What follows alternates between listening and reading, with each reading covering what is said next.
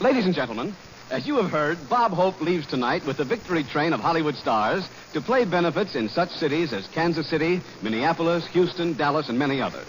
On hearing the glorious news that his city is among those to be honored by the great Bob Hope's presence, says the mayor of Houston proudly, "You can fool some of the people all of the time, and you can fool some of the people some of the time. You can fool all of the people part of the time, and you can fool part of the people some of the time. You can fool part of all of the people almost all of the time, but this is ridiculous."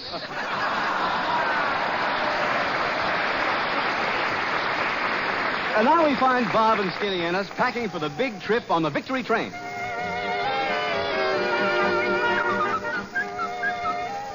Gee, Skin, just think. Tonight we're taking the train and joining the Hollywood Victory Caravan for Houston. Yeah, say, Bob, I ain't traveled much, you know, and tell me, how much do you give a port at the end of the trip? Well, it depends. Depends on what? On whether or not he sees you getting off the train. Come on. We've got to finish packing. Skin, go in the closet and get the rest of our suits. Oh, Bob, I'm afraid to go in that closet. There's a big moth in there, and he keeps beating me up. Skinny, you don't have to be afraid of a moth. Here, take my revolver and show him who's boss. Okay. Give me the gun. Here I go.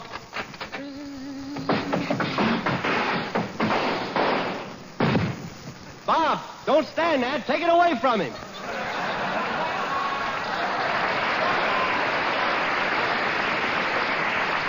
Not me. He looks tougher than the second lieutenant's heart. Hey, Bob, are we all ready to go down to the train now? Almost. Say, you know, Skin, so many beautiful stars are going on that train. I'm going to call one up and take it to the station. Say, Skin, who do you think is more my type, Olivia de Havilland or Claudette Colbert? Why, Bob, I think Claudette is your type. Olivia's more my type. Well, then I'll neck with Claudette and you neck with Olivia. Okay, and when we get tired of them, we'll just change off. Gee, that was fun. What'll we play now?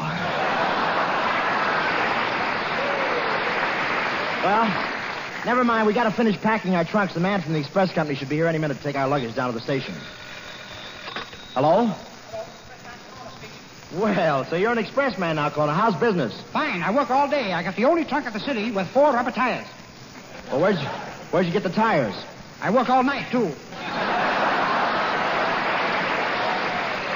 Listen, how soon can you get over here and pick up my luggage? Oh, it'll take quite a while, Hope. I'm doing a big moving job down here. We're moving a 10-ton safe from the 10th story. I'm down here on the ground, and my assistant is going to throw it down to me, and I'll catch it. Colonna, you idiot. You can't catch a 10-ton safe thrown from a 10th story window. Oh, no? Watch. Hey, Joe, let it go.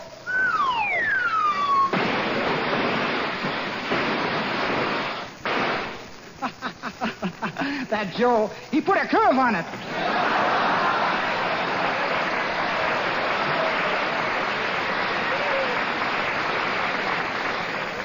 Colonna, have you got a screw loose in your head? Why, the very idea insinuating that I have a screw loose in my head. Just to prove it to you, I'm going to shake my head right now.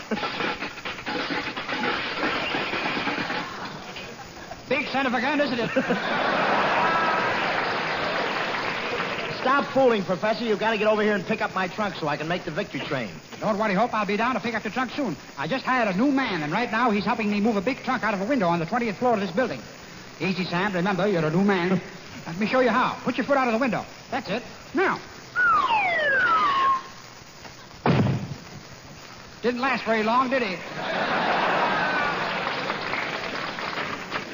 Hello, fellas. Hello, Francis. Well, I'm all packed and ready to go. Gee, I can hardly wait till we get on that victory train again.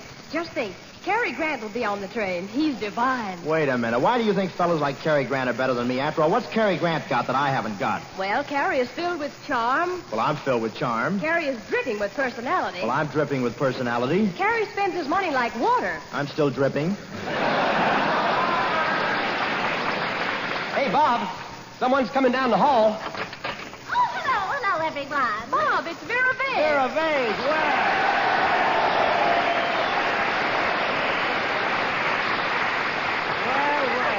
Vera Vase, pull up your sag and sit down. Tell me, what are you doing here? Well, Francis invited me to go on the train with you. I'm going to be with you on your whole trip as a chaperone. A chaperone? Yes. You mean one of those people who stand around and keep an eye on everybody and spoil the fun? Yes.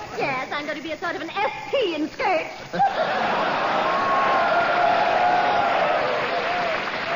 After all, you know, Bob, we young girls can't be too careful. Why, only recently a sailor tried to flirt with me, but I reported him to the head of the Navy. Oh, he was such a... What'd you say? Oh, I said the head of the the Navy was such a gentleman. Yes, everyone liked Admiral Dewey. Yes, I know. Now, just a minute, Mr. Holt. I'm just as young as you are, which makes me pretty much of an old bat.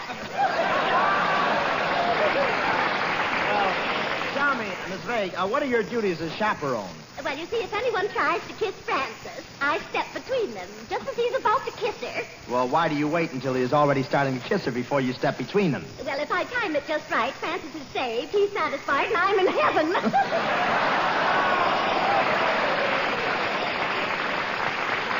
Well, suppose some of them try to kiss her again, what do you do? Well, Bob, have you heard the dainty way a woman can reason with a man? Appeal to his sense of honor and to his sense of decency and to his sense of fair play? Yes. Well, I just bash in his head with a club and save a lot of time. Hey, when are we going to get going anyway?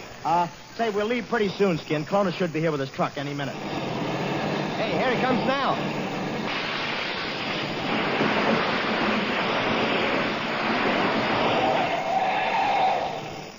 Why carry things down a whole flight of stairs?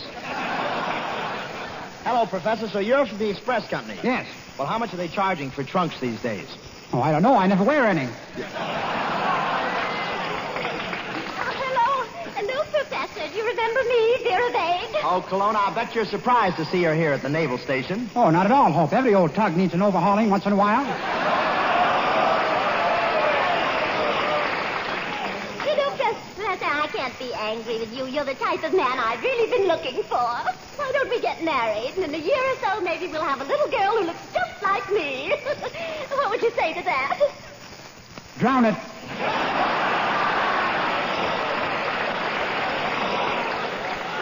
Oh, come on, Professor. Hurry up and take our luggage or we'll miss the train. Yeah, we'll put the bags on your truck, Colonna. Now, come on, drive us down to the railroad station and step on it. Okay, here we go.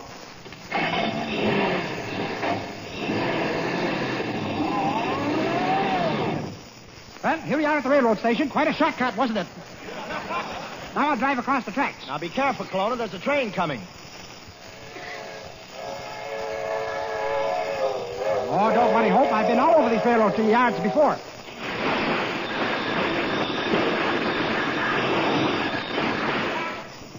Of course, it's not spread out quite so thin.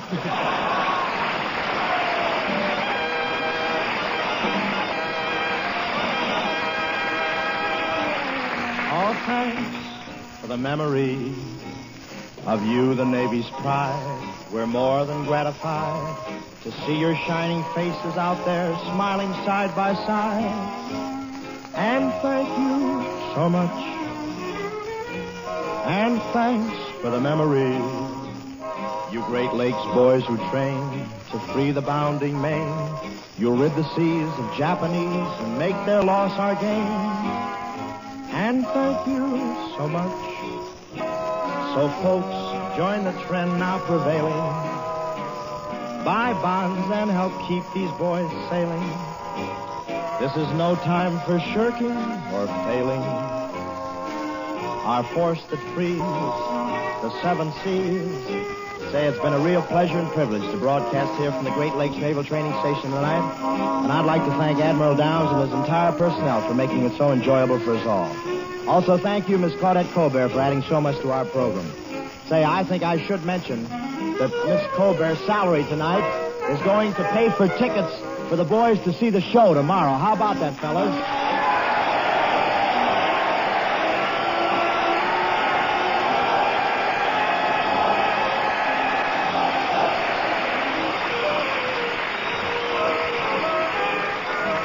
You know, I almost forgot about that. That's a real sweet gesture. I mean that. We'll be at the Chicago Stadium here tomorrow night with a whole Hollywood Victory Caravan, ladies and gentlemen, of 22 stars. Just to name a few offhand, there's Merle Oberon, Claudette Colbert, Pat O'Brien, James Cagney, Joan Blondell, Joan Bennett, Jerry Colonna. Help me out, Jerry. There's 22 of them. A tremendous list of stars. I wish I had time to name them all. I hope I haven't forgotten. I know I've forgotten many of them, but I'm sorry, but you'll see them all. They're a grand gang and a grand show. And next week we'll be broadcasting from Ellington Field, Houston, Texas. The second stop in our 7-week tour throughout the Midwest, South, and East to entertain the personnel of Army, Navy, and Marines. And, folks, let me again remind you to buy war bonds and stamps. Help our boys fight the battle in their own way. They're not only fighting for a better world, but they stand ready to give it the utmost to ensure victory. the War Department has put into effect a plan whereby all Army personnel and civilian employees can purchase war bonds. This plan is similar to the payroll savings plan now used in commercial organizations throughout the United States. Yes, our fighting men are doing more than their duty. Let us do ours now. Good night, ladies and gentlemen. Our broadcasting tonight was for the entertainment of the Navy personnel and does not necessarily constitute an endorsement of our products by the Navy. This broadcast came to you from Great Lakes, Illinois. This is the National Broadcasting Company.